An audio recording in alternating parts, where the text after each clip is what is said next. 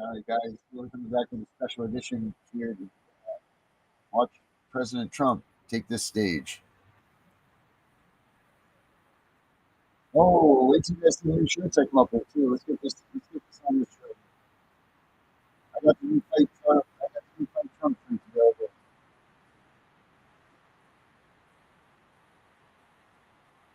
Without a cause, I'm back with the beaver hats and Ben Davis slacks. 30-pack of strolls, straight rock and roll.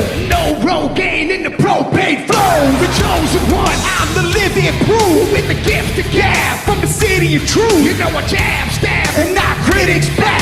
And I did not stutter when I said that. I'm going platinum, selling rhymes. I went platinum 7 times. Still they ill and wanna see us fry. I guess because only God knows why. Why? Oh, they call me cowboy. I'm the singer of black. Throw a fist in the air. Let me see where you're at. Say fight. Say fight. Say fight. I say Trump.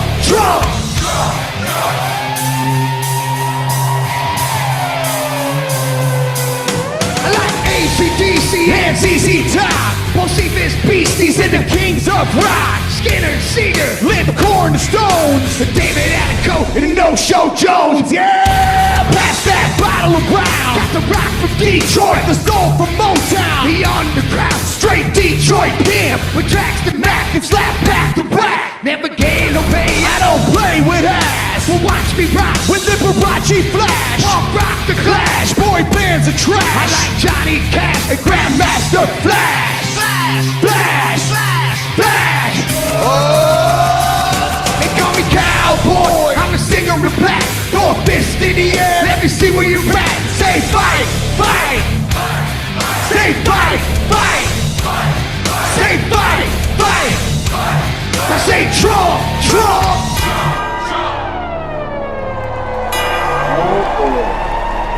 I'm an American badass. Watch me kick. You can roll with rock or you can. I'm the ultimate, I'm like Amazing Grace. I'm on rock and roll, and I rock this place. All super fly, living double wide. Psychon McLeod, the big dog you ride. Bill Shack to share, bringing flash to flare. Got the long hair swinging, middle finger in the air. Snakeskin boots, 65 Chevelle. See me ride and sin, hit a rebel yell. I won't live to tell, so if you do, rock for freedom and rock for truth. Who knew I'd blow like Oklahoma? Florida, Georgia, Arizona. Smell the aroma and check my hits. I know it stinks in here, cause Trump's the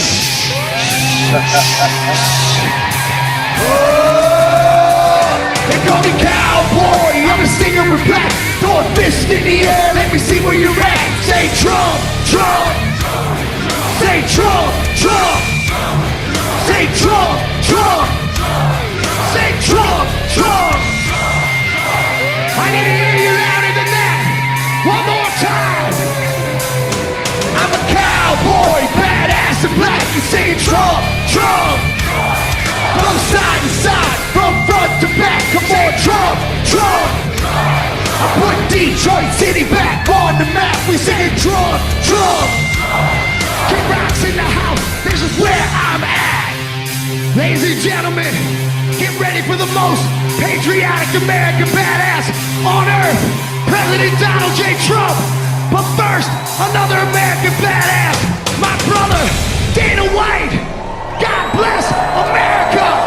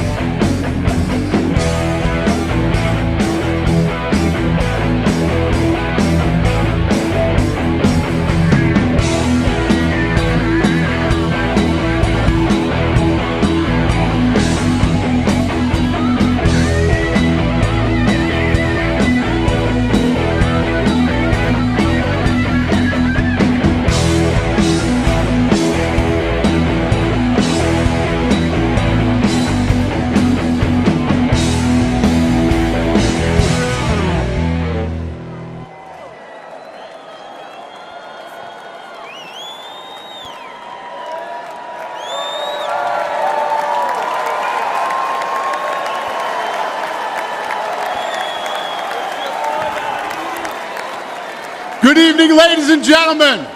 I am Dana White. I am the CEO and president of the Ultimate Fighting Championship.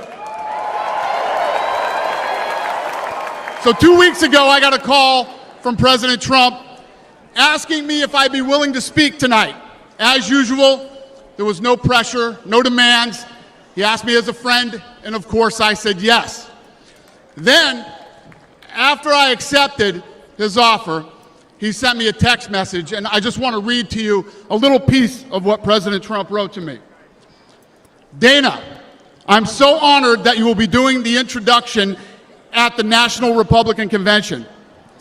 Think of it as the biggest fight you ever had, a fight for our country and even the world.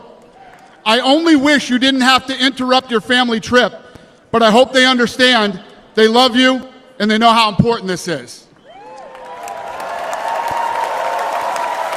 Now think about this. This man's running for president of the United States. He's fighting for the future of this country, and he's concerned about interrupting my family trip. That's the President Trump that I know, a man who truly cares about people. The mainstream media likes to push the narrative that he doesn't care about anyone but himself. I absolutely know that's not the truth, because I've been friends with this guy for 25 years. And for the people who know me, they'll know this is true. I just want to make something very clear. Nobody in the Trump campaign has ever told me what to say. Nobody tells me what to say, and I'm nobody's puppet.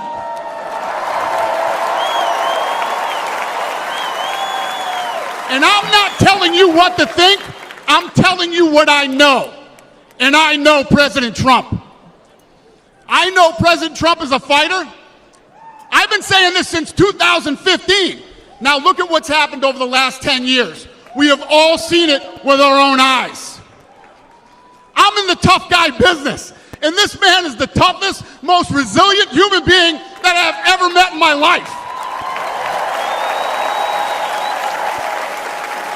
The higher the stakes, the harder he fights, and this guy never, ever gives up.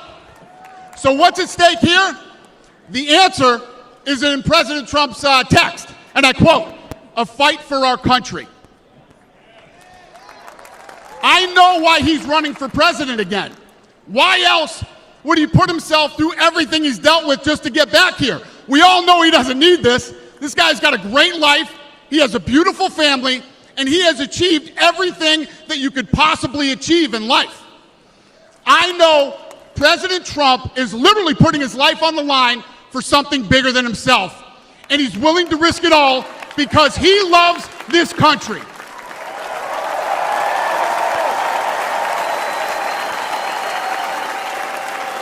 And I know he wants what's best for the American people, all American people. I know he's running for president to save our American dream. I'm living the American dream, and I know the American dream is very real. Whether you were born in this country or came here from someplace else, this is the last real land of opportunity. President Reagan once said, "Government's first duty is to protect the people, not run their lives." And if you're buried in government red tape, how will you ever start your own business? If you're struggling to pay your bills, how can you ever afford to start a family? And if you don't feel safe in your own town, why would you ever buy a house?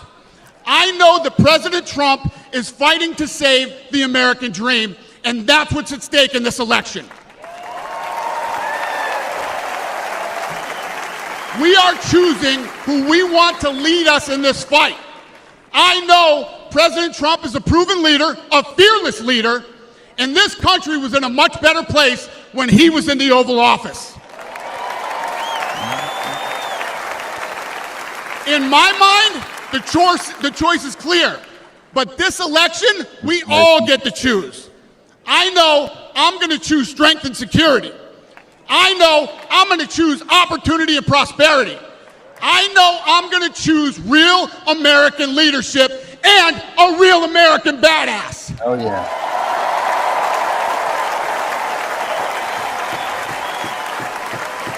And I'm not telling you what choice to make, and I'm not telling you what to think.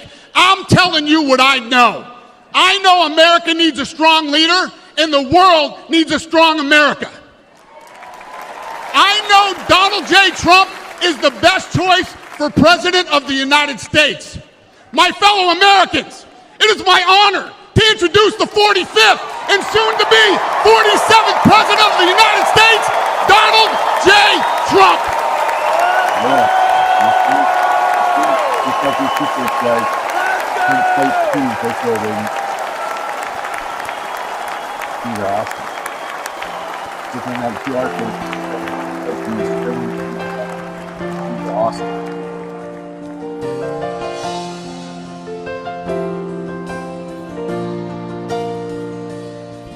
If tomorrow all the things were gone, I'd work for all my life, and I had to start again, just my children and my wife.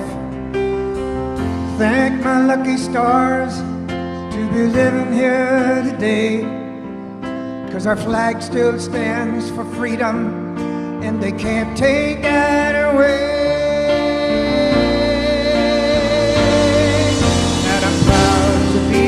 American, where at least I know I'm free, and I won't forget the men who died, who gave that right to me, and I gladly stand up next to you and defend her still today, 'cause there ain't no doubt I love this land. Sing it. God bless the USA.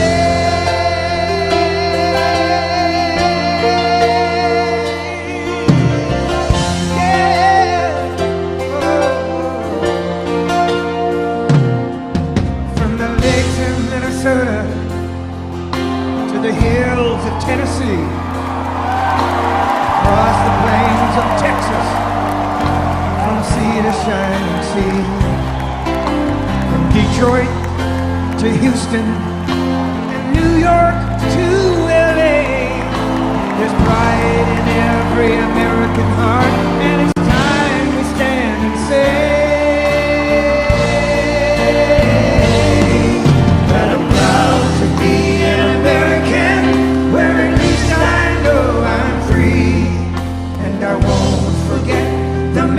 died, who gave that right to me, and I gladly stand up next to you and defend her still today, 'cause there ain't no doubt I love this land. God bless the USA.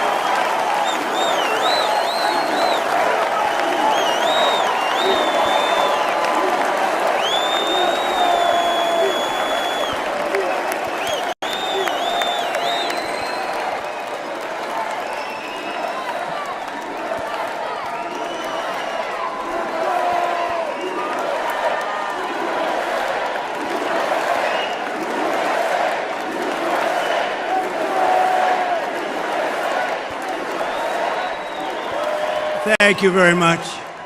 Thank you very, very much. Wow. And thank you, Dana. Thank you, Kid Rock, sometimes referred to as Bob. And thank you, Lee, right from the beginning. Thank you very much. What a talent. What a beautiful, beautiful soul. Thank you. Friends, delegates, and fellow citizens, I stand before you this evening with a message of confidence, strength, and hope. 4 months from now, we will have an incredible victory, and we will begin the 4 greatest years in the history of our country. Together, we will launch a new era of safety, prosperity, and freedom for citizens of every race, religion, color, and creed. The discord and division in our society must be healed. We must heal it quickly. As Americans, we are bound together by a single fate and a shared destiny. We rise together or we fall apart. I am running to be president for all of America, not half of America, because there is no victory in winning for half of America. So tonight, with faith and devotion, I proudly accept your nomination for President of the United States. Thank you.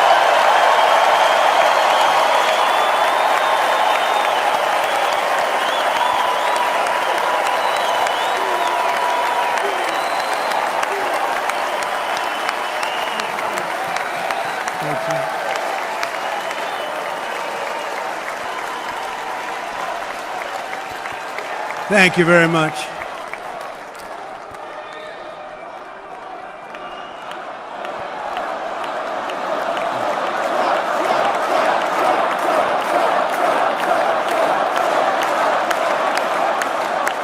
Thank you very much.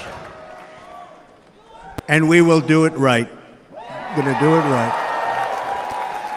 Let me begin this evening by expressing my gratitude to the American people for your outpouring of love and support following the assassination attempt at my rally on Saturday.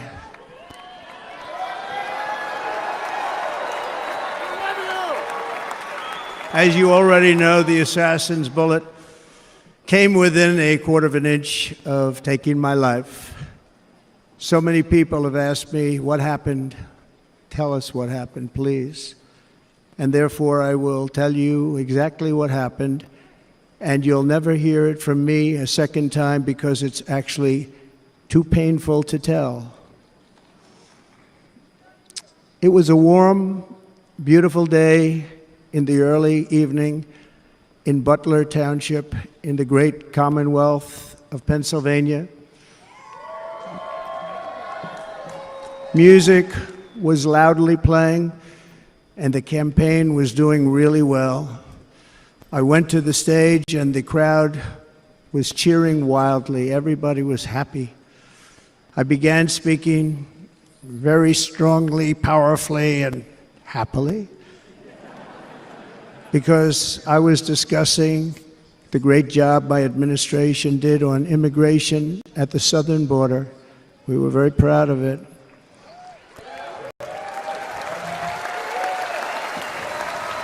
Behind me and to the right was a large screen that was displaying a chart of border crossings under my leadership. The numbers were absolutely amazing. In order to see the chart, I started to, like this, turn to my right and was ready to begin a little bit further turn, which I'm very lucky I didn't do, when I heard a loud whizzing sound and felt something hit me really, really hard on my right ear. I said to myself, wow, what was that? It can only be a bullet. And moved my right hand to my ear, brought it down. My hand was covered with blood, just absolutely blood all over the place. I immediately knew it was very serious, that we were under attack, and in one movement proceeded to drop to the ground. Bullets were continuing to fly, as very brave Secret Service agents rushed to the stage, and they really did. They rushed to the stage.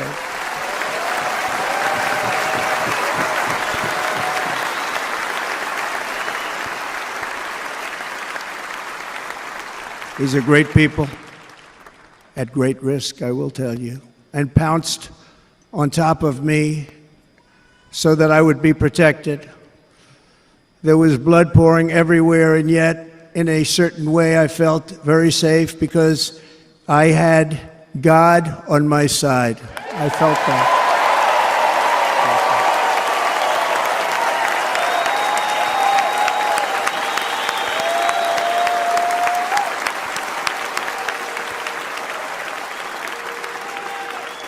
The amazing thing is that prior to the shot, if I had not moved my head at that very last instant, the assassin's bullet would have perfectly hit its mark, and I would not be here tonight. We would not be together. The most incredible aspect of what took place on that terrible evening in the fading sun was actually seen later. In almost all cases, as you probably know, and when even a single bullet is fired, just a single bullet, and we had many bullets that were being fired, crowds run for the exits or stampede, but not in this case. It's very unusual.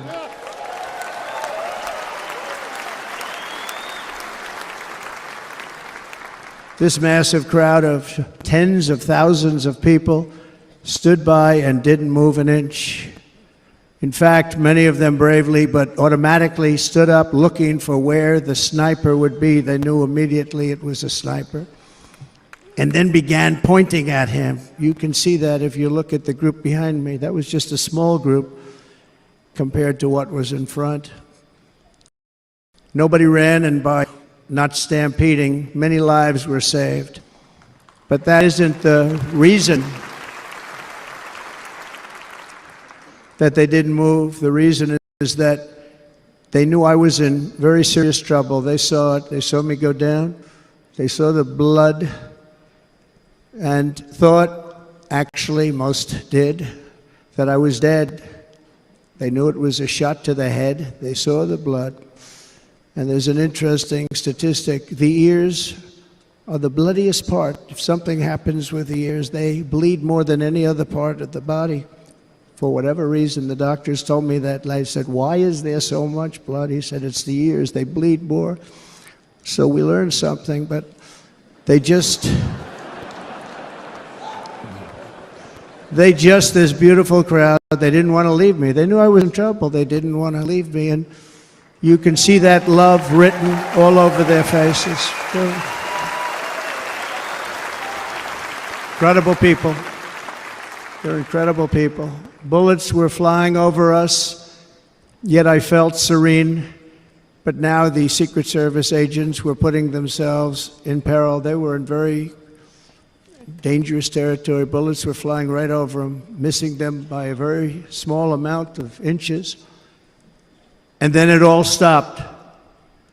Our Secret Service sniper, from a much greater distance and with only one bullet used, took the assassin's life, took him out.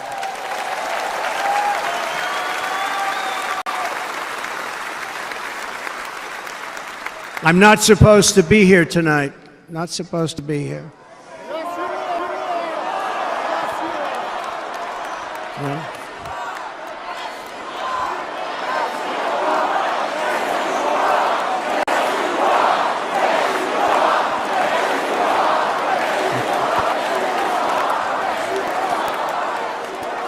thank you. But I'm not. And I'll tell you, I stand before you in this arena only by the grace of Almighty God.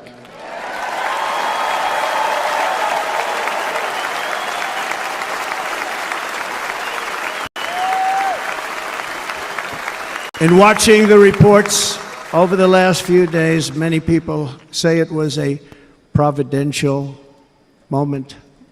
Probably was. When I rose, surrounded by Secret Service, the crowd was confused because they thought I was dead, and there was great, great sorrow. I could see that on their faces as I looked out. They didn't know I was looking out. They thought it was over.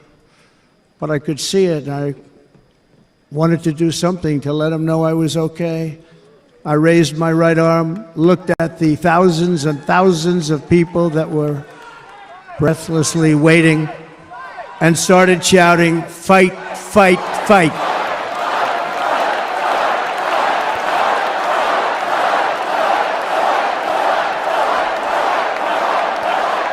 Thank you. Once my clenched fist went up, and it was high into the air. You've all seen that.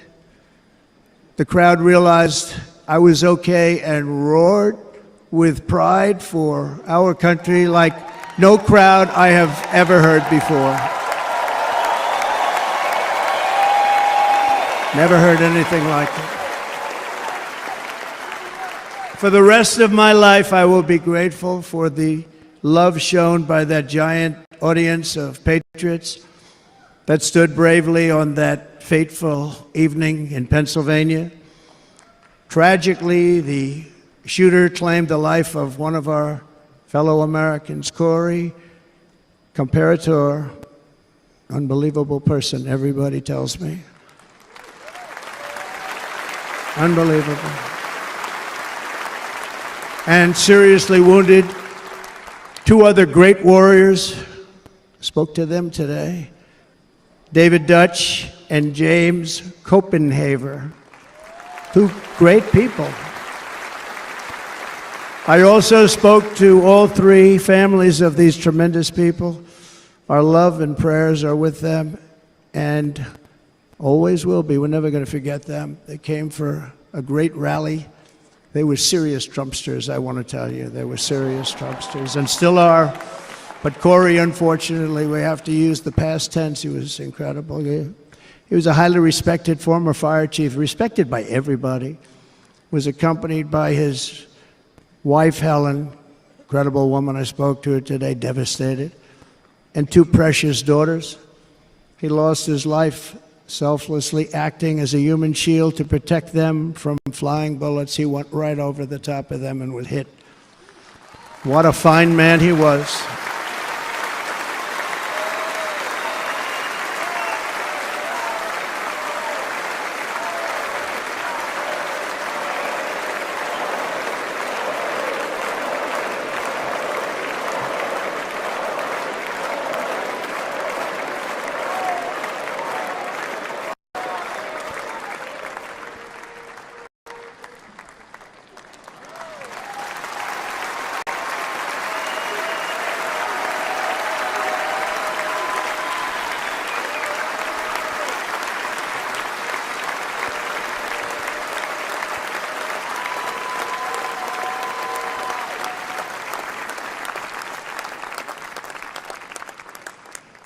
I want to thank the fire department and the family for sending his helmet, his outfit, and it was just something, and they're going to do something very special when they get it, but we did something which cannot match what happened, not even close.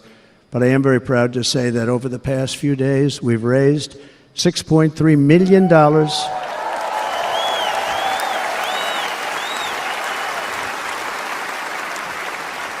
for the families of David, James, and Corey, including from a friend of mine, just called up, he sent me a check right here, I just got it, $1 million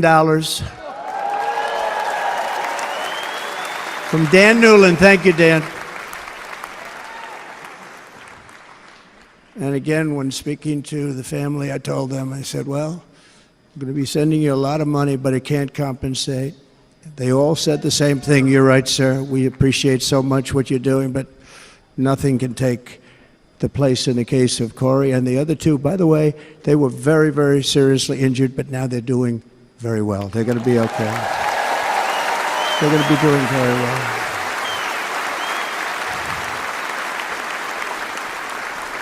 They're warriors. So now I ask that we observe a moment of silence in honor of our friend Corey.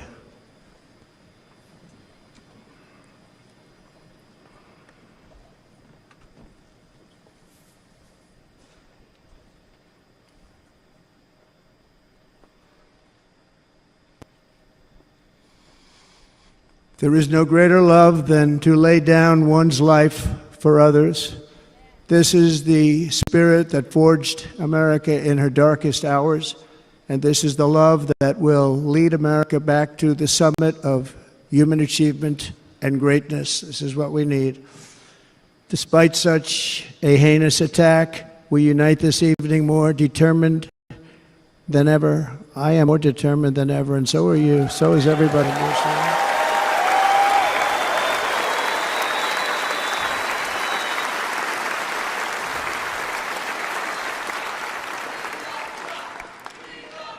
Thank you.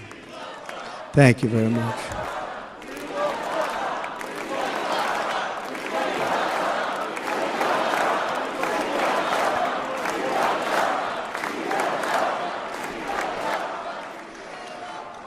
Our resolve is unbroken and our purpose is unchanged to deliver a government that serves the American people better than ever before.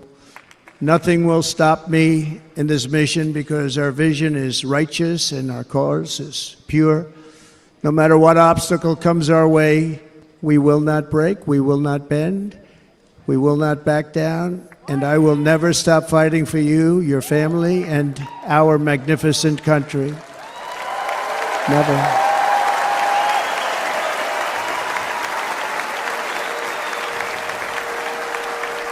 And everything I have to give with all of the energy and fight in my heart and soul, I pledge to our nation tonight. Thank you very much. I pledge that to our nation. We're going to turn our nation around, and we're going to do it very quickly. Thank you.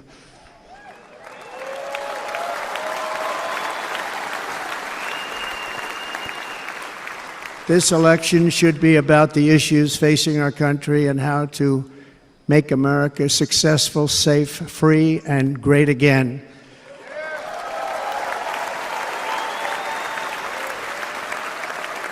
In an age when our politics too often divide us, now is the time to remember that we are all fellow citizens. We are one nation under God, indivisible, with liberty and justice for all.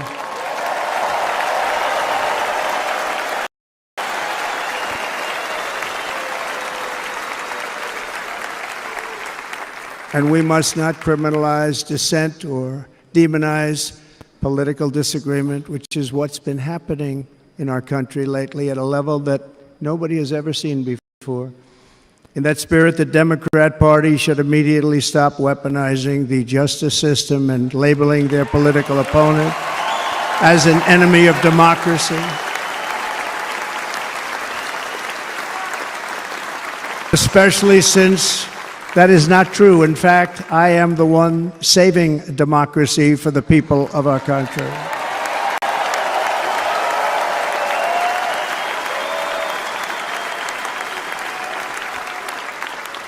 And very big news, as you probably just read, on Monday a major ruling was handed down from a highly respected federal judge in Florida, Eileen Cannon, finding that the prosecutor and the fake documents case against me were totally unconstitutional, and the entire case was thrown out of court.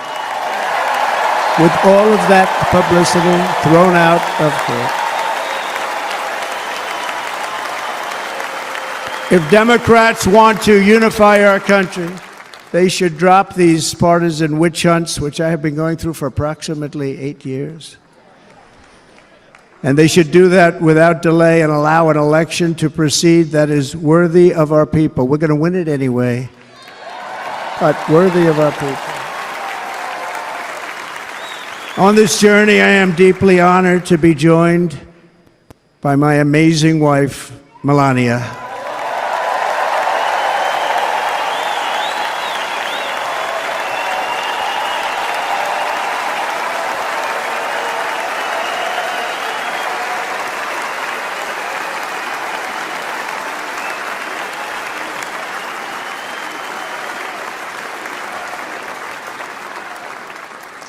And Melania, thank you very much. You also did something really beautiful, a letter to America calling for national unity, and it really took the Republican Party by surprise. I will tell you, it was beautiful.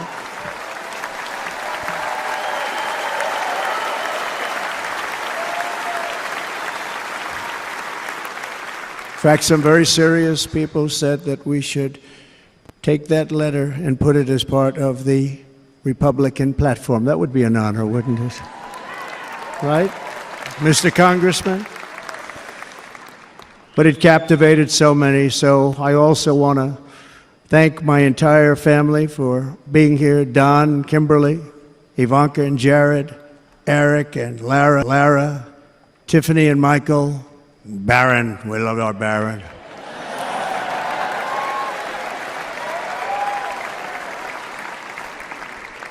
And of course, my 10 wonderful grandchildren. You saw a few of them up there on my lap before.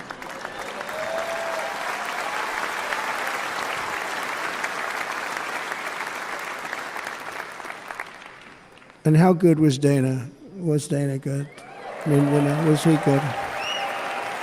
He was on probably the only vacation he's had in about, maybe ever, because he works, but about 10 years with his wife, very far away. I won't tell you where, but very, very far away, beautiful place. And my people called, and he said, I won't be able to do it. This is many, many years. I promised my wife I can't do it. And they came in, they said, Dana won't be able to do it, because he was my first, second, and third choice. I said, well, that's too bad, but I understand he's away, and it's good. It's good for him. And that was it. About 30 minutes later, she came back in, sir, Dana just called, he's going to do it. And his wife, she said, you can't turn him down, you just can't do it, you have to go. That's a good wife.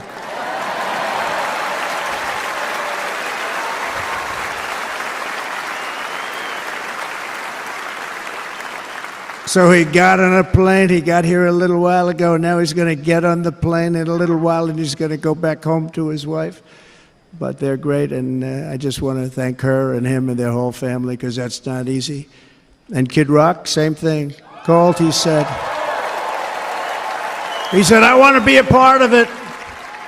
I want to be a part, because Kid does his great song, Big, Big Monster song. I had no idea. He became a friend of mine over the last 10 years. And he's amazing. Everyone loves him. I didn't even know how big he was. He has rallies, 35, 40,000 people he gets every time he goes out. I think he's making so much money, he doesn't know what the hell to do with it. You want to know? And then we have my other friend, and I've known him so long, and we took that song, and it was a big success, but we made that. I saw a chart of great songs to America. That was #1 on the chart recently, #1. So that's Lee Greenwood, a very special, beautiful person. He's a beautiful man. But they all wanted to be here. They called. And how about the Hulkster? How good was he? Is he up? Where is he? Boy, oh boy.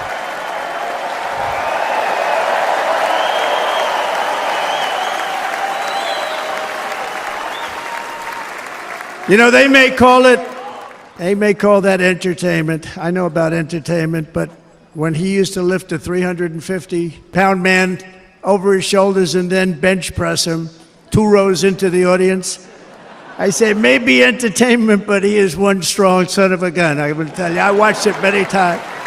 There aren't a lot of entertainers that can do that, right? You were fantastic. Thank you very much. Followed by Eric. What was that all about? Boy, that was good. I didn't want to really come up here. But he was so great, and he's such a good young man. He went through a lot of trouble, and Don last night was incredible. They went through so much trouble. They got subpoenaed more than any people probably in the history of the United States. Every week they get another subpoena from the Democrats, crazy Nancy Pelosi, the whole thing, just boom, boom, boom. They've got to stop that because they're destroying our country. We have to work on making America great again, not on beating people. And we won. We beat them in all. We beat them on the impeachments. We beat them on indictments. We beat them. But the time that you have to spend, if they would devote that genius to helping our country, we'd have a much stronger and better country.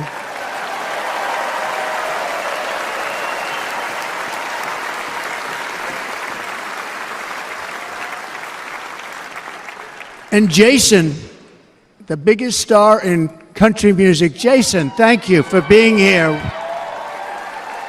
Jason, thank you very much. Jason Aldean, he's good. I like his wife even better, by the way. She's here. Thank you, Jason. But I'm thrilled to have a new friend and partner fighting by my side.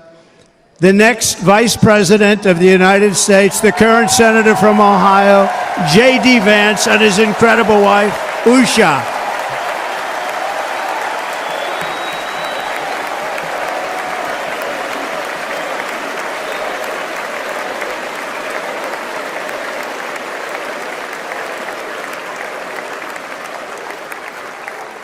He's going to be a great Vice President. He's going to be great. He'll be with this country and with this greatest movement in the history of our country, Make America Great Again. When they criticized it, they said, we're going to try and stop MAGA. I said, MAGA is Make America Great Again. What are you going to stop? There's nothing to stop. Then they say, oh, that's right. It's very tough to fight it. And all of the people that did try and fight it have failed. But he's going to be with us for a long time, and it was an honor to select him. Great student at Yale. His wife was a great student at Yale. They met at Yale. These are two smart people. So, J.D., you're going to be doing this for a long time. Enjoy the ride.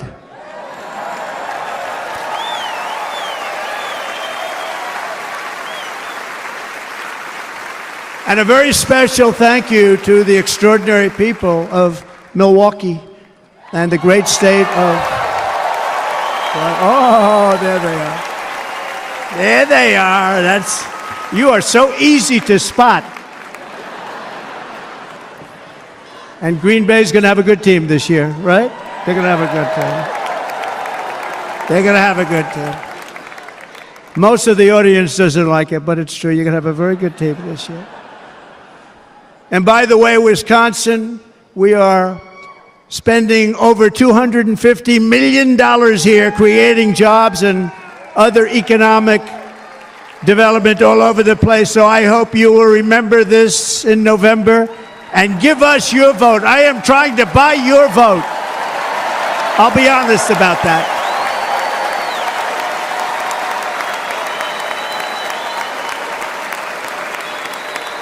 And I promise we will make Wisconsin great again. We're going to make it. Thank you, Mr. Governor. Thank you very much. Thank you. I'm here tonight to lay out a vision for the whole nation, to every citizen, whether you're a young or old man or woman, Democrat, Republican, or independent, black or white, Asian or Hispanic. I extend to you a hand of loyalty and of friendship. Together we will lead America to new heights of greatness like the world has never seen before. We were right there in the first term. We got hit with COVID. We did a great job. Nobody knew what it was, but nobody's ever seen an economy pre-COVID. And then we handed over a stock market that was substantially higher than just prior to COVID. Coming in, did a great job. Never got credit for that. We got credit for the war and defeating ISIS and so many things, the great economy, the biggest tax cuts ever, the biggest regulation cuts ever, the creation of Space Force, the rebuilding of our military. We did so much. We did so much. Right to try. Right to try is a big deal. We got right to try. They were trying to get that for 52 years. Somebody's terminally ill. And hopefully there's nobody in this audience, but it does happen a lot. They're terminally ill and they can't use our new space-age drugs and other things that we are way ahead. We have the greatest doctors in the world, the greatest laboratories in the world, and you can't do it. They've been trying to get that approved for 52 years. Wasn't that easy? The insurance companies didn't want to do it. They didn't want the risk. The labs didn't want to do it because if it didn't work, people are pretty far down the line toward death. They didn't want to do it. The doctors didn't want to have it on their records, so I got everybody into an office. 52 years they tried. Sounds simple, but it's not. And I got them to agree that somebody that needs it will, instead of going to Asia, Europe, or someplace, or if you have no money, going home and dying, just die. We got them to sign an agreement, agree to it, where they're not going to sue anybody. They're going to get all of this stuff. They're going to get it really fast. And what's happened is we're saving thousands and thousands of lives. It's incredible. Right to try. It's a great feeling. Under our leadership, the United States will be respected again. No nation will question our power. No enemy will doubt our might. Our borders will be totally secure. Our economy will soar. We will return law and order to our streets, patriotism to our schools, and importantly, we will restore peace, stability, and harmony all throughout the world. But to achieve this future, we must first rescue our nation from failed and even incompetent leadership. We have totally incompetent leadership. This will be the most important election in the history of our country.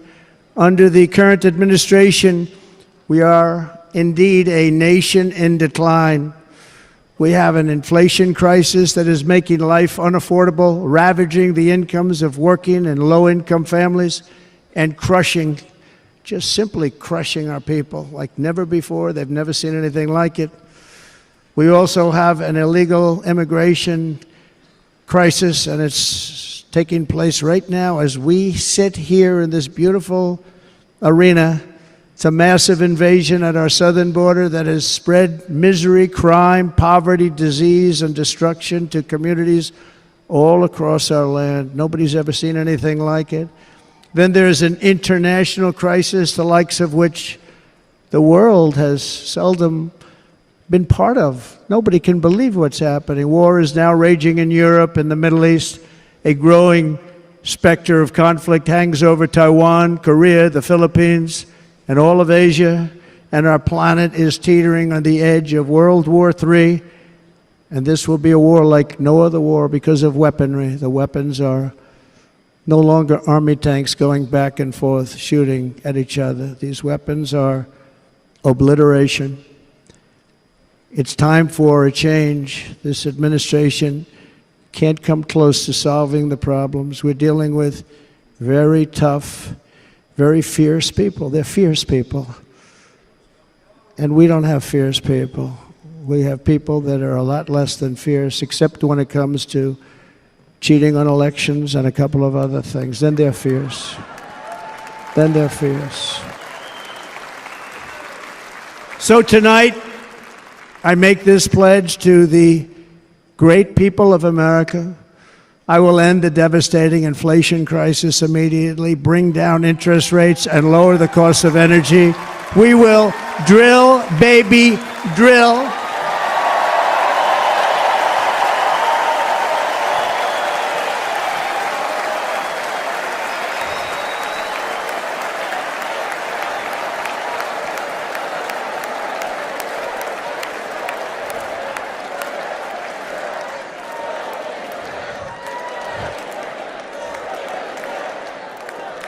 Can you believe what they're doing? But by doing that, we will lead a large-scale decline in prices. Prices will start to come down. Energy raised it. They took our energy policies and destroyed them. Then they immediately went back to them, but by that time, so much was lost. But we will do it at levels that nobody's ever seen before, and we'll end lots of different things. We'll start paying off debt and start lowering taxes even further. We gave you the largest tax cut. We'll do it more. You know, people don't realize I brought taxes way down, way down, and yet we took in more revenues the following year than we did when the tax rate was much higher. Most people said, how did you do that? Because it was incentive. Everybody was coming to the country. They were bringing back billions and billions of dollars into our country. The companies made it impossible to bring it back. The tax rate was too high, and the legal complications were far too great. I changed both of them, and hundreds of billions of dollars by Apple and so many other companies were brought back into our nation, and we had an economy the likes of which no nation had ever seen. China, we were beating them at levels that were incredible. And they know it. They know it. We'll do it again, but we'll do it even better. I will end the illegal immigration crisis by closing our border and finishing the wall, most of which I've already built.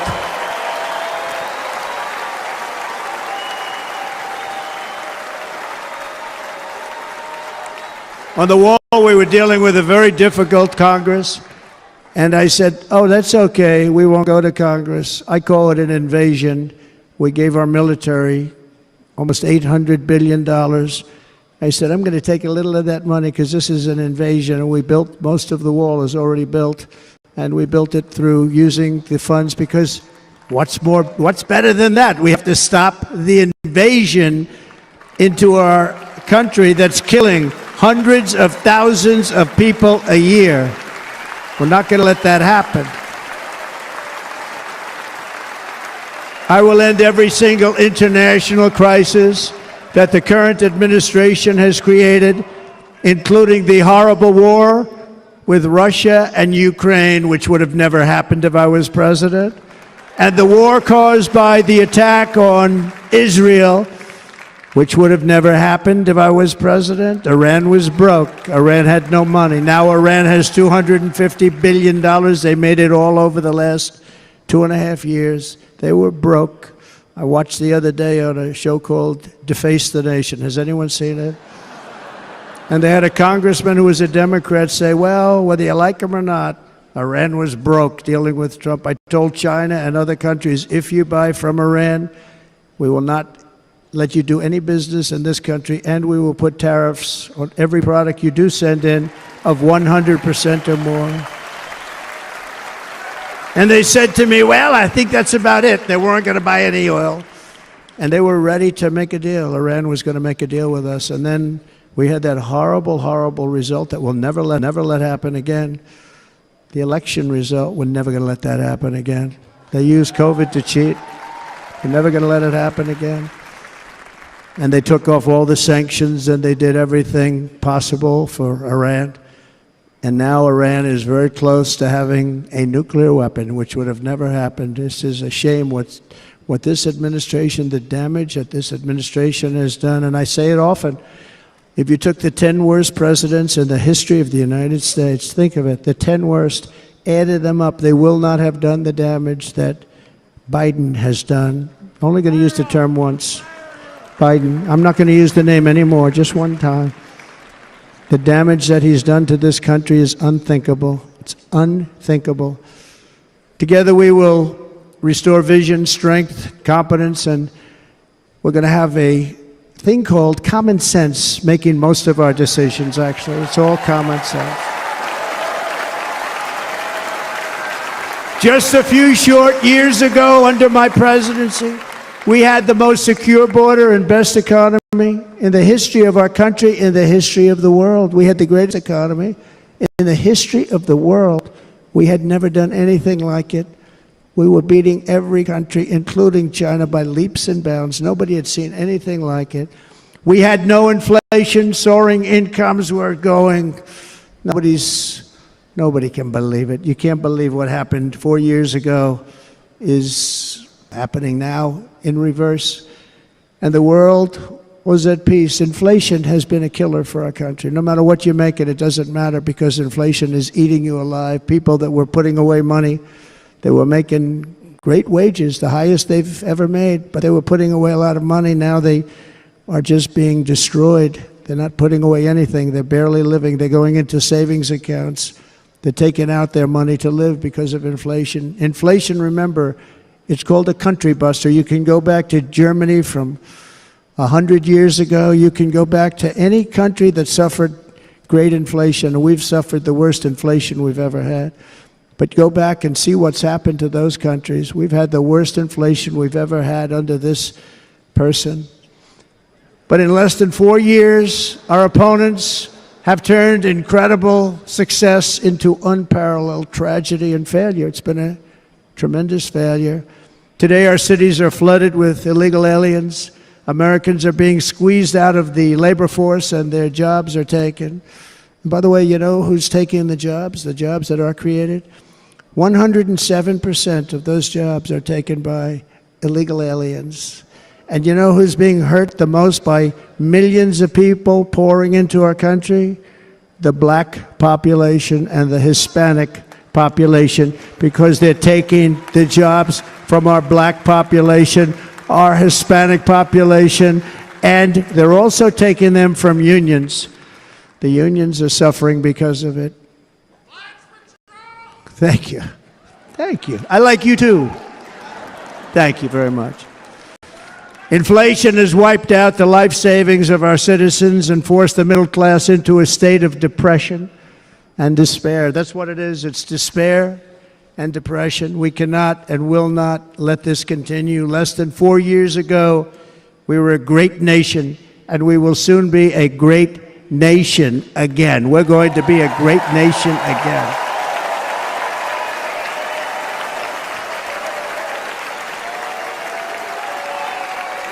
Thank you. With proper leadership, every disaster we are now enduring will be fixed, and it will be fixed very, very quickly.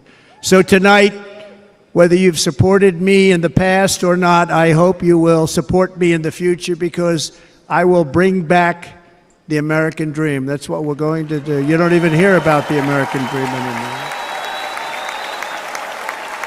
With great humility, I am asking you to be excited about the future of our country. If you live in Maine and you're replacing your water heater, consider a heat pump water heater. They're easy to install, and with available instant discounts, they're the least expensive to buy. Tens of thousands of Mainers already have them. They're popular because they produce lots of hot water, can save more than $500 per year in electricity. Organized, best run, and most enthusiastic convention of either party that they have ever seen. Every single one.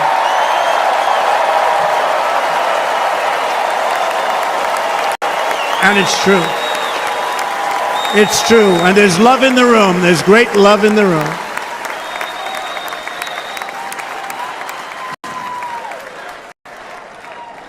So I better finish strong. Otherwise we'll blow it. And can't let that happen. This was great. All of the great people that spoke, and everybody hit a home run. I mean, there's not one that I can think of where I said, oh, gee, that wasn't great. Every single person. I refuse to be the only one. Don't do that to me. They're already getting ready. See, I gave them an idea. Now, this was a great convention. This was, I think we're actually going to go home and miss it. You know, usually with a first of all, look at these crowds. You'd never have this at a convention. Look at these crowds.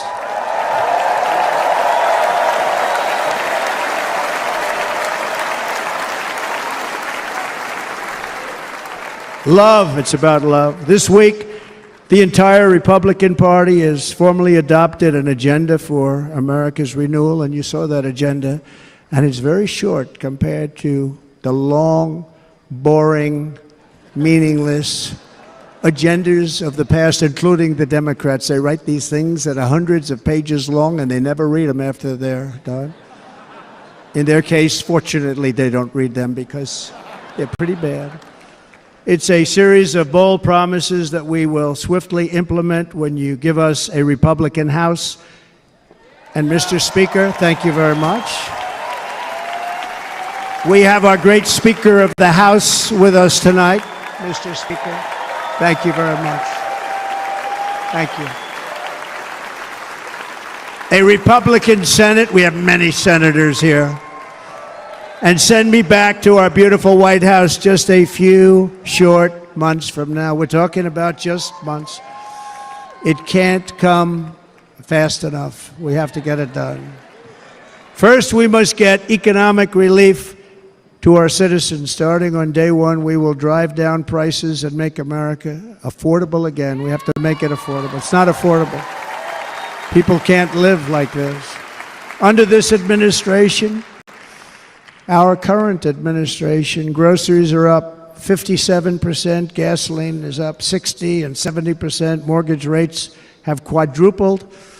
And the fact is, it doesn't matter what they are because you can't get the money anyway. You can't buy houses. Young people can't get any financing to buy a house. The total household costs have increased an average of $28,000 per family under this administration. Republicans have a plan to bring down prices and bring them down very, very rapidly. By slashing energy costs, we will in turn reduce the cost of transportation, manufacturing, and all household goods. So much starts with energy. And remember, we have more liquid gold under our feet than any other country by far. We are a nation that has the opportunity to make an absolute fortune with its energy. We have it, and China doesn't. Under the Trump administration, just 3.5 years ago, we were energy independent, but soon we will actually be better than that. We will be energy dominant and supply not only ourselves, but we will supply the rest of the world with numbers that nobody has ever seen, and we will reduce our debt, $36 trillion. We will start reducing that, and we will also reduce your taxes still further. Next, and by the way, they want to raise your taxes 4 times, think of it. And all my life I grew up watching politicians. I always loved politics, I guess. I was on the other side. I'd watch, and they were always talking about, we will give you a tax cut, we will give you a tax cut. My whole life I was watching, I will give you a tax cut, right, Mr. Congressman? That's all they talked about. This is the only administration that said, we're going to raise your taxes by 4 times what you're paying now, and people are supposed to vote for them? I've never heard it. You're paying too much, we're going to reduce your taxes still further. We gave you the biggest one, as I said. We're going to give you more, and it's going to lead to tremendous growth. We want growth in our country. That's what's going to pay off our debt. And next, we will end the ridiculous and actually incredible waste of taxpayer dollars that is fueling the inflation crisis. They've spent trillions of dollars on things having to do with the Green New Scam. It's a scam. And that's caused tremendous inflationary pressures in addition to the cost of energy. And all of the trillions of dollars that are sitting there not yet spent, we will redirect that money for important projects like roads, bridges, dams, and we will not allow it to be spent on meaningless green new scam ideas.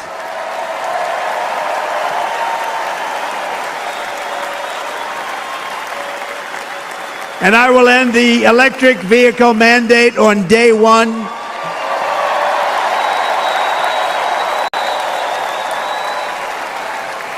Thereby saving the U.S. auto industry from complete obliteration, which is happening right now, and saving U.S. customers thousands and thousands of dollars per car. And right now, as we speak, large factories just started, are being built across the border in Mexico. So with all the other things happening on our border, and they're being built by China to make cars and to sell them into our country. No tax, no anything. The United Auto Workers ought to be ashamed for allowing this to happen. And the leader of the United Auto Workers should be fired immediately. And every single auto worker, union and non-union, should be voting for Donald Trump, because we're going to bring back car manufacturing, and we're going to bring it back fast.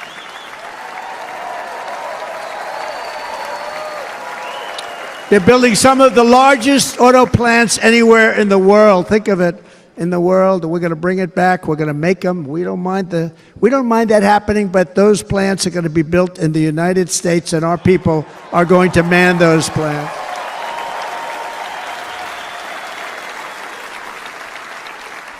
And if they don't agree with us, we'll put a tariff of approximately 100 to 200% on each car, and they will be unsellable in the United States. We have long taken advantage of by other countries. And think of it, oftentimes these other countries are considered so-called allies. They've taken advantage of us for years. We lose jobs, we lose revenue, and they gain everything. and wipe out our businesses, wipe out our people.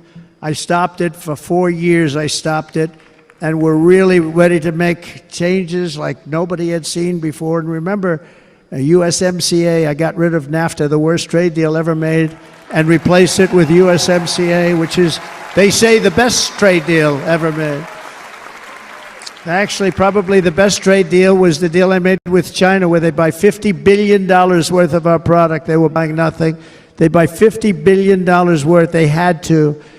But I don't even talk about it because of COVID. I don't even mention it, frankly, because of what happened with the China virus.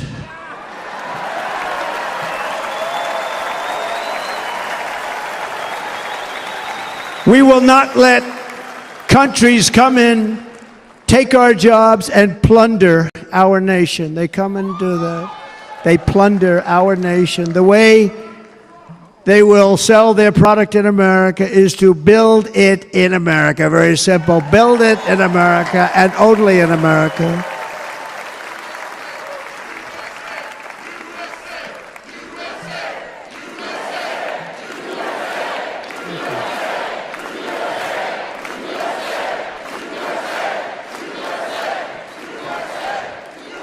And this very simple formula, and Congress has to go along with us, and they will. This very simple formula will create massive numbers of jobs. We will take over the auto industry again, and many, many, hundreds of thousands of jobs. We lost so many jobs over the years. If you go back 20, 25 years, they've stolen, going to China and Mexico, about 68% of our auto industry manufacturing jobs. We're going to get them all back. We're going to get them all back, every one of them. At the center of our plan for economic relief are massive tax cuts for workers that include something else that's turned out to be very popular, actually. Here it's very popular, in this building and all those hotels that I saw that are so nice. I'm staying in a nice one. It's called no tax on tips. No tax on tips. No tax on tips.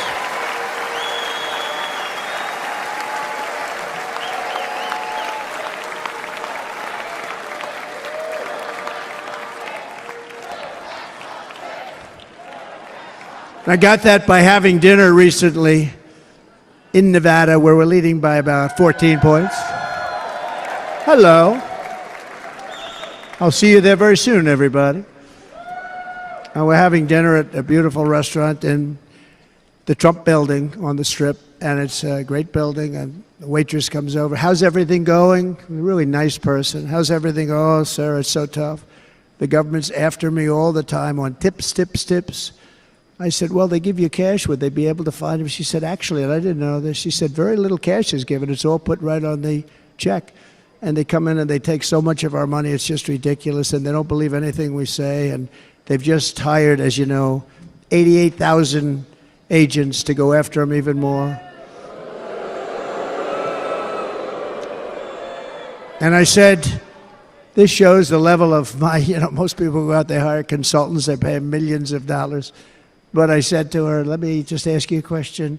Would you be happy if you had no tax on tips? She said, what a great idea. I got my information from a very smart waitress. That's better than spending millions of dollars. And everybody loves it. Waitresses and caddies and drivers and everybody. It's a large group of people that are being really hurt badly. They make money, let them keep their money. I'm going to protect Social Security and Medicare. Democrats are going to destroy Social Security and Medicare because all of these people, by the millions they're coming in, they're going to be on Social Security and Medicare and other things, and you're not able to afford it. They are destroying your Social Security and your Medicare. Under my plan, incomes will skyrocket, inflation will vanish completely, jobs will come roaring back, and the middle class will prosper like never, ever before, and we're going to do it very rapidly.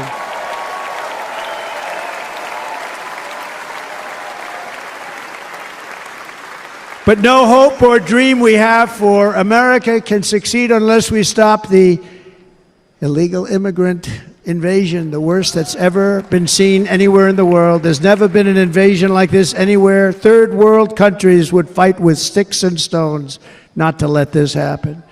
The invasion at our southern border, we will stop it, and we will stop it quickly. You heard Tom Homan yesterday. Tom Homan, put him in charge and just sit back and watch. Brandon Judd, the Border Patrol, he's incredible. These guys, you know, they really, their job is a lot easier if they don't have to do anything, but they want to. They're patriots. Brandon Judd, Border Patrol, ICE. ICE goes out. You have to see what ICE does with MS-13. You have these are probably the worst gang, and ICE goes in there. And I know a lot of people in these rows here, and they're very tough people, but they don't want to do this job. They'll go into a pack of MS-13 killers. They're the worst, probably the worst gangs in the world. And we have thousands of them. I moved thousands and thousands out in my 4 years. We moved them out, and it was a pleasure. But ICE would go wreck of these killers, and you see fists flying, you see everything flying, and then they take them. They put them in a paddy wagon.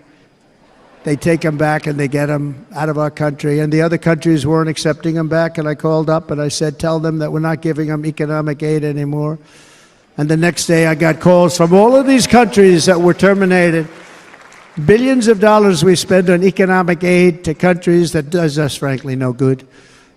And the next day I was called by everybody. I couldn't take all the calls. Sir, what's the problem? I said, you won't take your killers back that you sent in caravans into America. You won't take them back. Well, sir, if you'd like us to, we would give very serious consideration to doing that.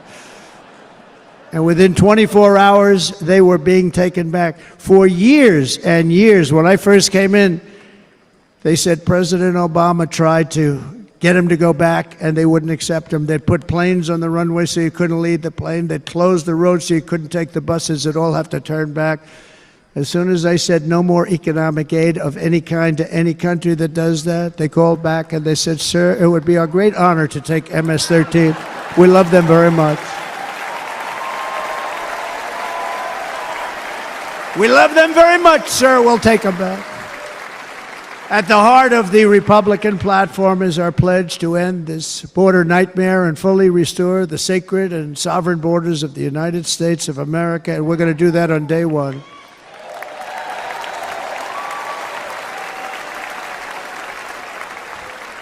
That means two things on day one, right? Drill, baby, drill, and close our borders.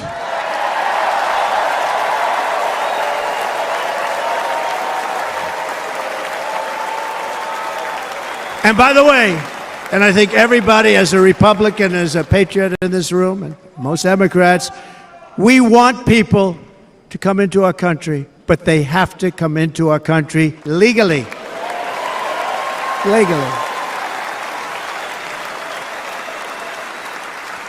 Less than 4 years ago, I handed this administration the strongest border in American history. But you can see on the chart that saved my life, that was the chart that saved my life. I said, look it, I'm so proud of it. I think it's one of the greatest, it was done by the Border Patrol, one of the greatest charts I've ever seen. It showed everything just like that. You know the chart. Oh, there it is. That's pretty good. Wow. Last time I put up that chart, I never really got to look at it. But without that chart, I would not be here today.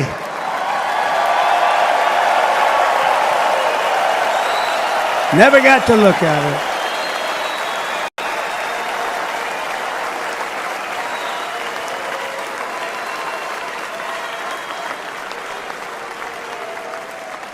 I said, you got to see this chart. I was so proud of it, and by the time I got to there, I never got to see it that day.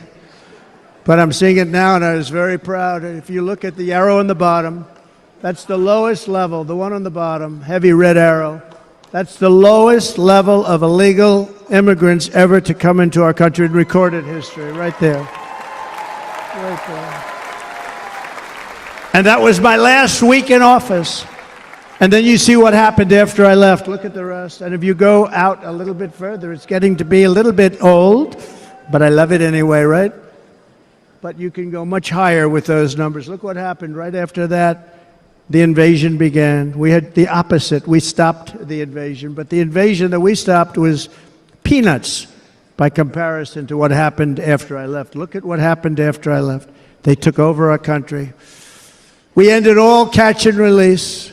We shut down asylum fraud. We stopped human trafficking and forged historic agreements to keep illegal aliens on foreign soil. We want them to stay on their soil. Under the Trump administration, if you came in illegally, you were apprehended immediately and you were deported. You went right back. The current administration terminated every single one of the great Trump policies that I put in place to seal the border. I wanted to seal border. Again, come in, but come in legally. You know how unfair it is? So many people, hundreds of thousands of people, have been working for years to come into our country. And now they see these people pour into our country at levels that are unprecedented. It's so unfair. And we're not going to do it. We're not going to stand for it. They suspended wall construction, ended remain in Mexico. We had a policy, remain in Mexico. You think that was easy to get from the Mexican government? But I said, you must give it to us. If you don't give it to us, there will be repercussions, and they gave it to us. But not easy.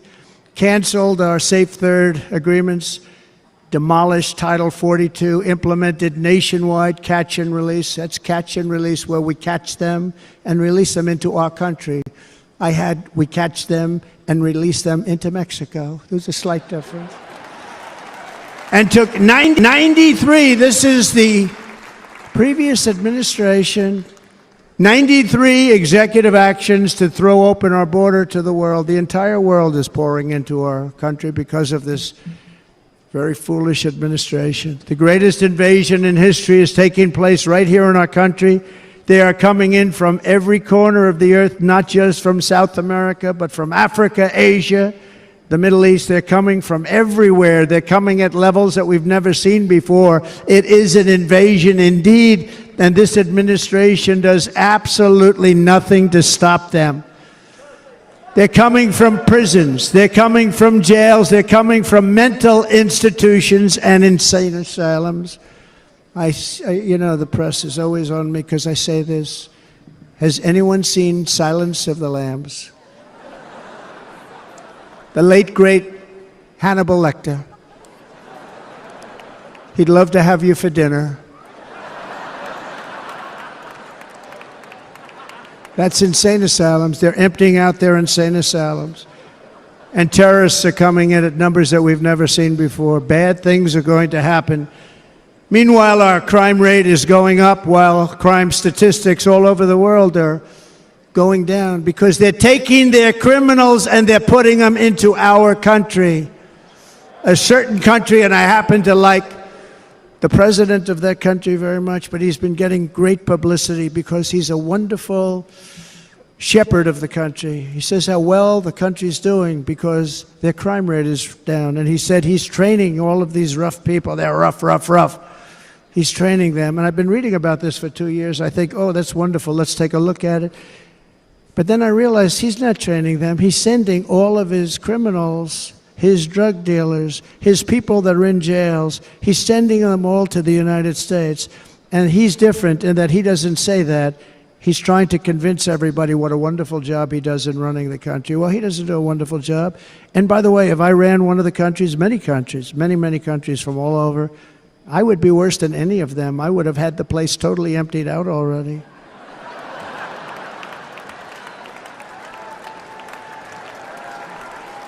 But we become a dumping ground for the rest of the world, which is laughing at us. They think we're stupid. And they can't believe that they're getting away with what they're getting away with, but they're not going to be getting away with it for long. That's what I can tell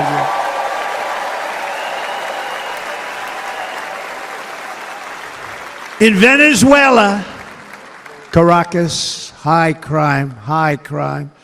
Caracas, Venezuela, really a dangerous place, but not anymore. Because in Venezuela, crime is down 72%. In fact, if they would ever win this election, I hate to even say that, we will have our next Republican convention in Venezuela because it will be safe.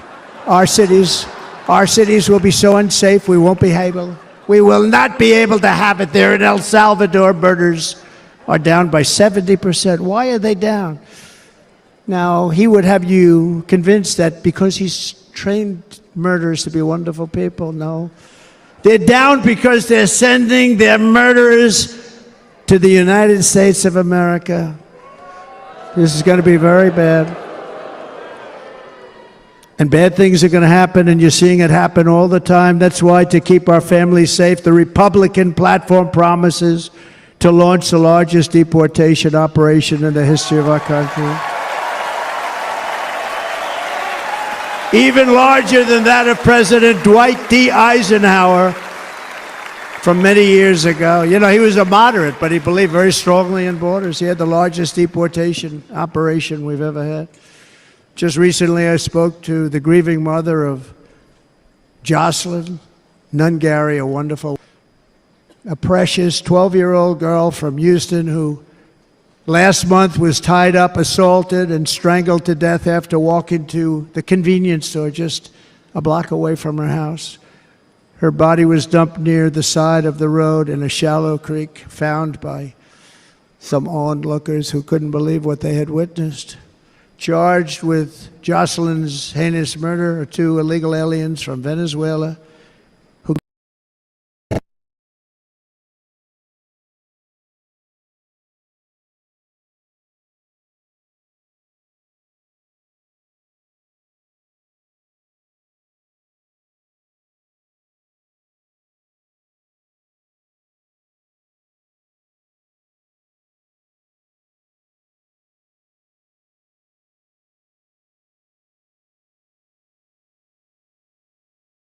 Tucker Carl.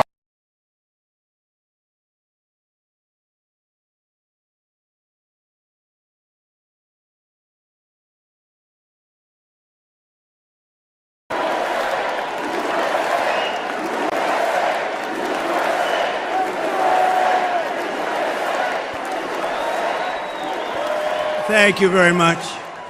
Thank you very, very much. Wow. And thank you, Dana. Little girl and her mother in a home invasion in Los Angeles before thank you, murdering Kid Rock, Rachel in Maryland. sometimes referred to as Bob. The country doing tremendous damage. Rachel's mother will never be the same. I spent time with her. She will never be the same. I've also met with the wonderful family of Laken Riley, the brilliant 22-year-old nursing student. She was so proud of being first in her class, who was out for a jog on the campus of the University of Georgia when she was assaulted, beaten, and horrifically killed. Yet another American life was stolen by a criminal alien set free by this administration. And these were incredible people we're talking about. These were incredible people who died. Tonight, America, this is my vow. I will not let these killers and criminals into our country.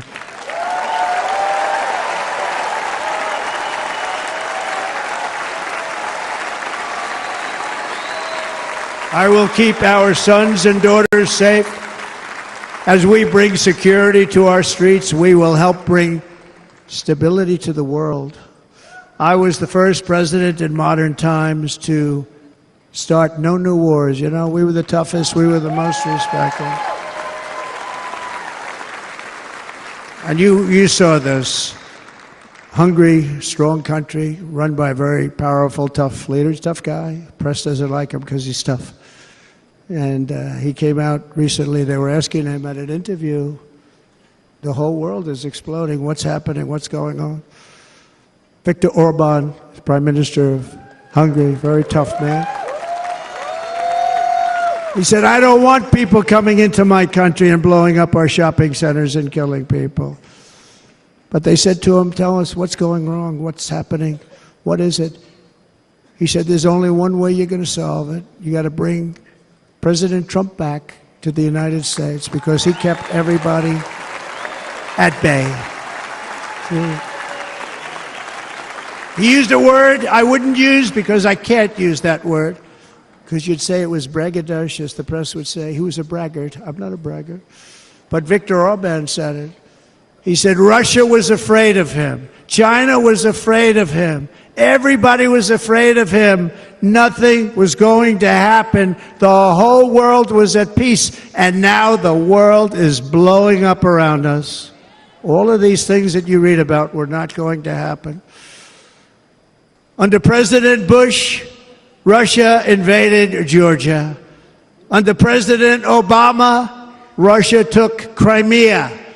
Under the current administration, Russia is after all of Ukraine. Under President Trump, Russia took nothing.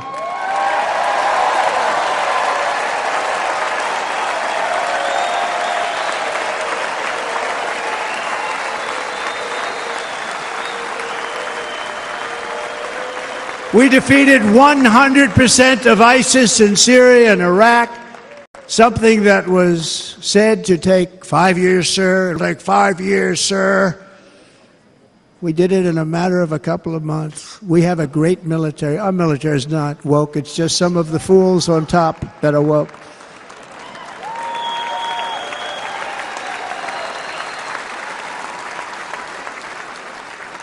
I got along very well. North Korea, Kim Jong-un, I got along very well with him. The press hated when I said that. How could you get along with him? Well, you know, it's nice to get along with somebody who has a lot of nuclear weapons or otherwise, isn't it? See, in the old days, they'd say, that's a wonderful thing. Now they say, how could you possibly do that? But no, I got along with them, and we stopped the missile launches from North Korea. Now North Korea is acting up again, but when we get back, I get along with them. He'd like to see me back, too. I think he misses me, if you want to know the truth. Our opponents inherited a world at peace and turned it into a planet of war. We're in a planet of war. Look at that attack on Israel. Look at what's happening with Ukraine. The cities are just bombed out. How can people live like that where buildings, massive buildings, are falling to the ground? It began to unravel with the disastrous withdrawal from Afghanistan, the worst humiliation in the history of our country. We have never had a humiliation like that. 13 heroic U.S. service members were tragically and needlessly killed. 45 others were horrifically wounded. Nobody ever talks about them.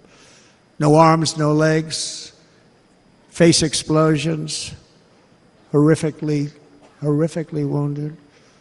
And by the way, we have a man in this room who's running for the U.S. Senate from a great state, Nevada, named Sam Brown, who paid the ultimate price.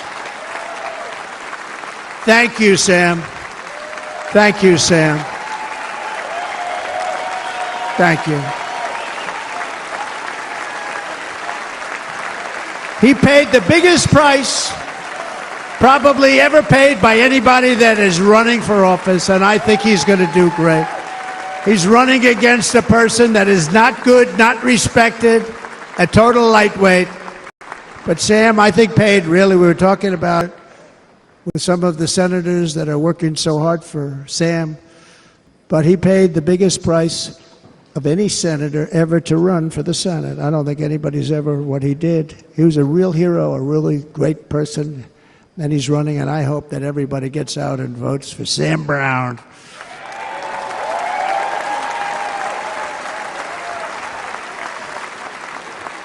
And we also left behind $85 billion worth of military equipment, along with many American citizens were left behind.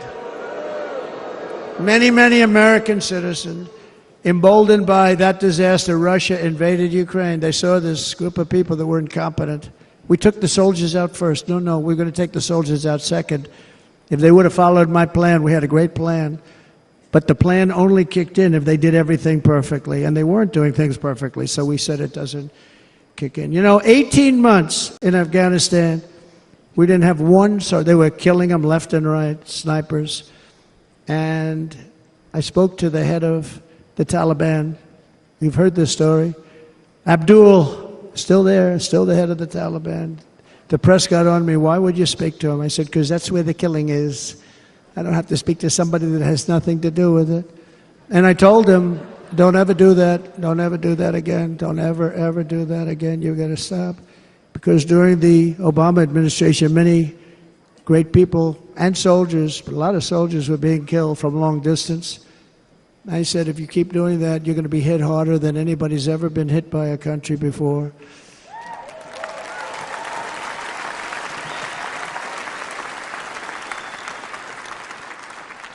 And he said, I understand, Your Excellency. He called me Your Excellency.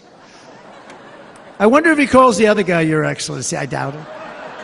The other guy gave him everything. I mean, what kind of a deal was that? He walked out, gave him everything. Do you know that right now Afghanistan is one of the largest sellers of weapons in the world? They're selling the brand new, beautiful weapons that we gave them. But think of it, he actually said to me, but why you show me a picture of my home? I said, you'll have to ask your people or one of your wives. But he could figure it out. And for 18 months, we had not one attack on an American soldier by the Taliban. 18 months.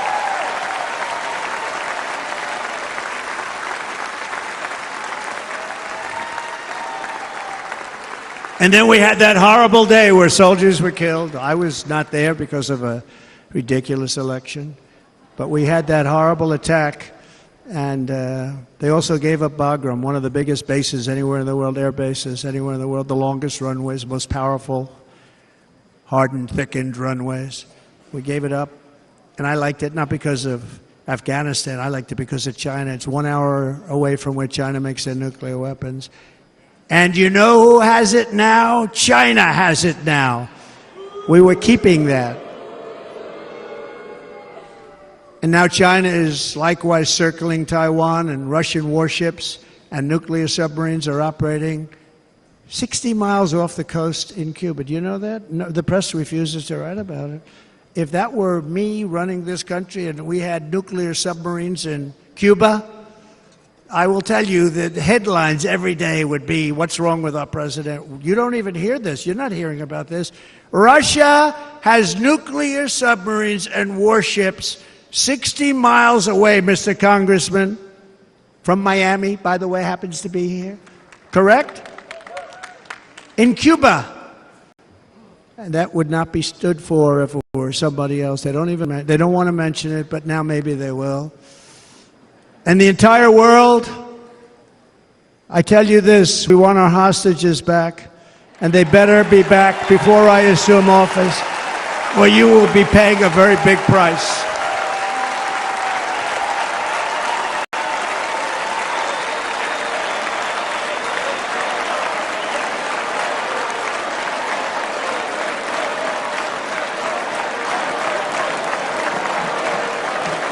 With our victory in November, the years of war, weakness, and chaos will be over. I don't have wars. I had no wars other than ISIS, which I defeated, but that was a war that was started. We had no wars. I could stop wars with a telephone call. I could stop wars with just a telephone call. If properly stated, it would never start. We will replenish our military and build an Iron Dome missile defense system to ensure that no enemy can strike our homeland. And this great Iron Dome will be built entirely in the USA. We're going to build it in the USA. And Wisconsin, just like I gave you that massive ship contract, and you're doing a very nice job, Governor, right? Thank you, Governor. And they're doing a great job. In fact, I had a little design change, and we gave them a tremendous for essentially what we used to call destroyers. These are now the most beautiful. They look like yachts. I said, we have to take the bow, and we have to make it a little nicer and a little point at the top instead of a flat nose. And the people at the shipyard said, this guy sort of knows what he's doing. We have the most beautiful ships, right, Governor? And everybody's sitting over there. And it was a big contract that everybody wanted. I gave it to Wisconsin, but we're going to have a lot of that built right here in the state of Wisconsin and all other states. Israel has an Iron Dome. They have a missile defense system. 342 missiles were shot into Israel, and only one got through a little bit. It was badly wounded. It fell to the ground, but most of them are And Ronald Reagan wanted this many years ago, but we really didn't have the technology many years ago. Remember, they called it Starship, spaceship, anything to mock him. But he was a very good president, very, very good. But now we have unbelievable technology. And why should other countries have this and we don't? No, we're going to build an iron dome over our country, and we're going to be sure that nothing can come and harm our people. And again, from an economic development standpoint, we're going to make it all right here. No more sending it out to other countries in order to help. It's America first. America first. We will unleash the power of American innovation. And as we do, we will soon be on the verge of finding the cures to cancer, Alzheimer's disease, and many other diseases. We're going to get to the bottom of it. You remember this gentleman that I don't want to mention other than one time I had to, because when you say the 10 worst, I had to do it. I didn't want anybody to be confused. But this man said, we're going to find a cure to cancer. Nothing happened. We're going to get to the cure for cancer and Alzheimer's and so many other things. We're so close to doing something great. But we need a leader that will let it be done. We will not have men playing in women's sports. That will end immediately.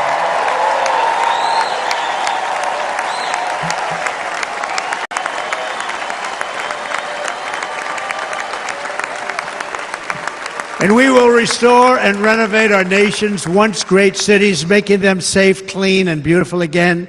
And that includes our nation's capital, which is a horrible killing field. So many things. They leave from Wisconsin, they go to look at the Washington Monument, they end up getting stabbed, killed, or shot.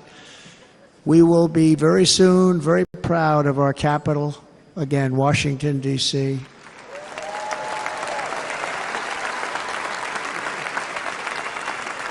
America is on the cusp of a new golden age, but we will have the courage to seize it. We're going to take it. We're going to make it a current. We're going to bring this into a golden age like never seen before. Remember this, China wants to do it, Japan wants to do it, all of these countries want to do it. We have to produce massive amounts of energy if we're going to produce the new, if you look at some of the things that have been done, and some of the things that we're going to do.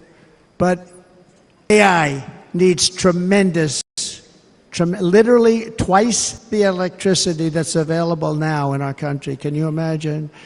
But instead we're spending places where they recharge electric cars. They built 8 chargers at a certain location toward the Midwest.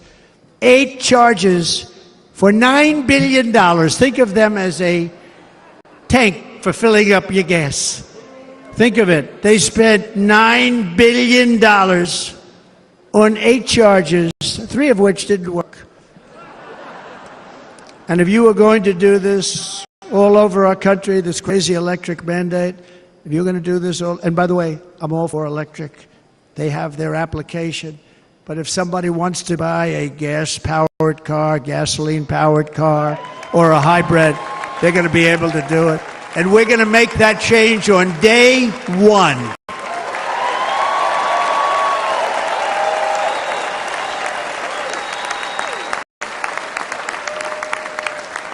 So to conclude, just a few short days ago, my journey with you nearly ended. We know that.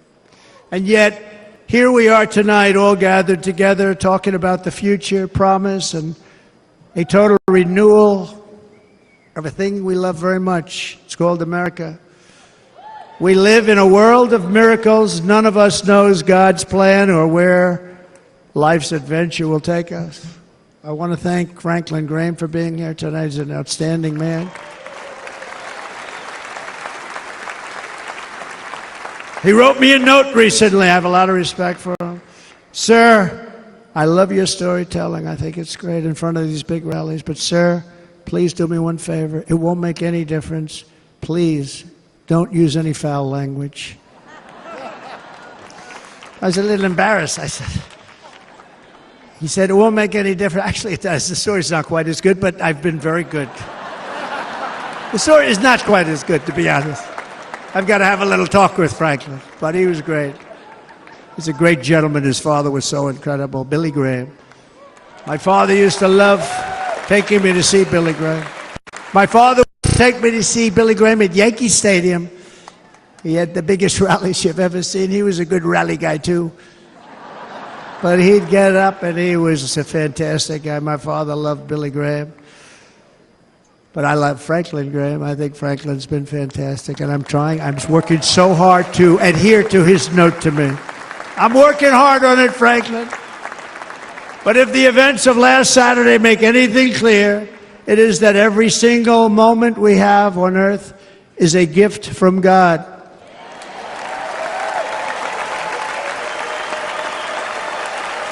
We have to make the most of every day for the people and for the country that we love. The attacker in Pennsylvania wanted to stop our movement, but the truth is the movement has never been about me. It has always been about you. It's your movement. It's the biggest movement in the history of our country by far. Can't be stopped. It can't be stopped. It has always been about the hardworking, patriotic citizens of America. For too long, our nation has settled for too little. We settled for too little. We've given everything to other nations, to other people. You've been told to lower your expectations and to accept less for your families. I am here tonight with the opposite message. Your expectations are not big enough. They're not big enough. It is time to start expecting and demanding the best leadership in the world, leadership that is bold, dynamic, relentless, and fearless. We can do that. We are Americans. Ambition is our heritage. Greatness is our birthright. But as long as our energies are spent fighting each other, our destiny will remain out of reach, and that's not acceptable.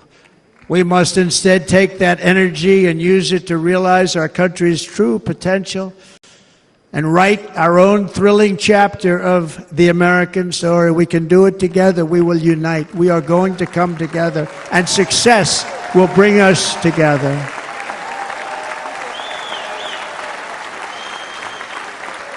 It is a story of love, sacrifice, and so many other things. And remember the word, devotion. It's unmatched devotion.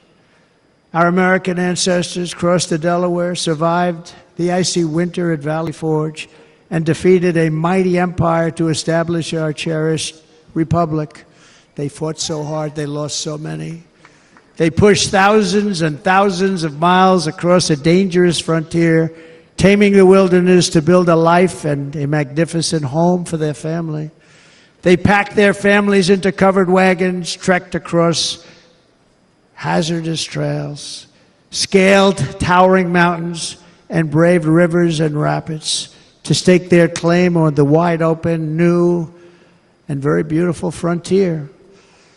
When our way of life was threatened, American patriots marched onto the battlefield, raced into enemy strongholds, and stared down death and stared down those enemies to keep alive the flame of freedom. At Yorktown, Gettysburg, and Midway, they joined the roll call of immortal heroes. So many just so many heroes, so many great, great people. And we have to cherish those people. We can't forget those people. We have to cherish those people.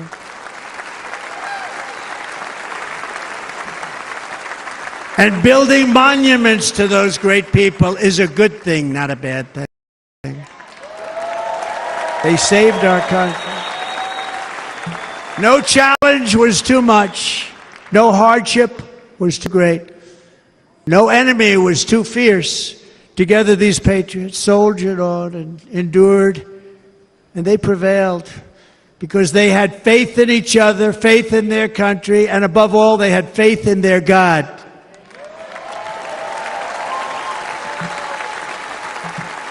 Just like our ancestors, we must now come together, rise above past differences. Any disagreements have to be put aside and go forward, united as one people, one nation, pledging allegiance to one great, beautiful, I think it's so beautiful, American flag. Tonight I ask for your partnership, for your support, and I ask for your vote. I want your vote. Going to make our country great again. Every day I will strive to honor the trust you have placed in me, and I will never, ever let you down. I promise that. I will never let you down. To all of the forgotten men and women who have been neglected, abandoned, and left behind, you will be forgotten no longer. We will press forward, and together we will win, win, win.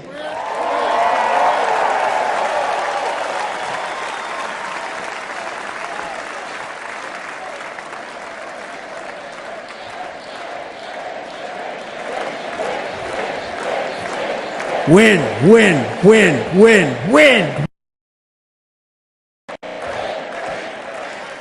Nothing will sway us, nothing will slow us, and no one will ever stop us.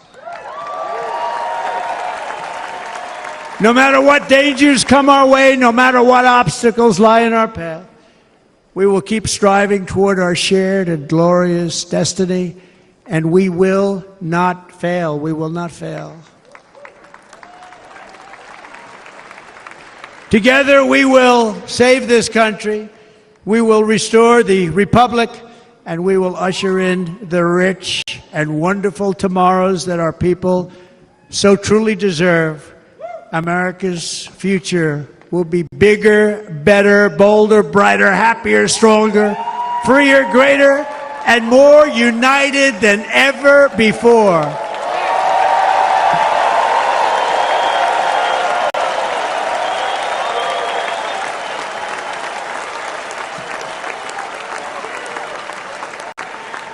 And quite simply put, we will very quickly make America great again. Thank you very much. Thank you very much, Wisconsin. God bless you. God bless you, Wisconsin, and God bless the United States of America, our great country. Thank you very much, everybody. Thank you.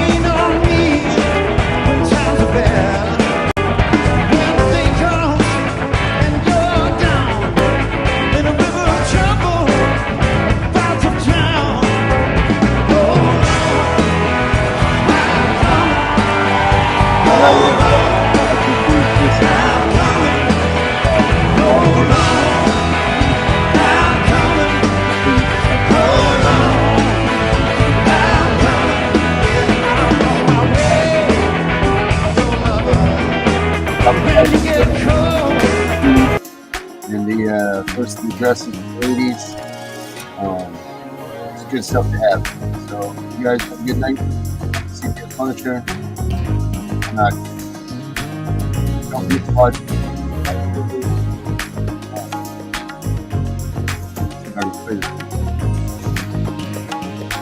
Check out our shows.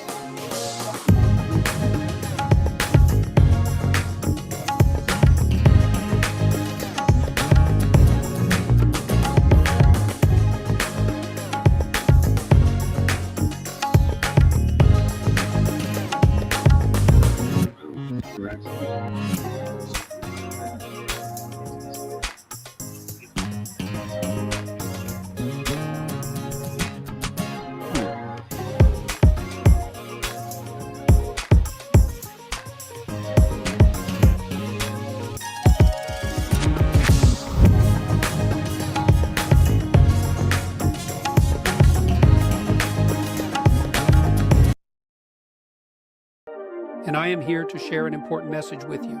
Remember, every minute in the USA, a child is taken by CPS. Watch CPS Victims, Hunting Justice every Monday through Friday at 9:30 p.m. Eastern Time to learn about the destruction of families. Join us on this journey as we shine a light on the struggles and seek justice for those affected by CPS intervention. Together, let us raise awareness and work towards creating a better future for our children and families. Tune in to CPS Victims Hunting Justice and stand with us in the fight for a fair and just child protection system. And they are stealing children by the thousands for Title IV funding, no other reason. All right, good night. Have a good night.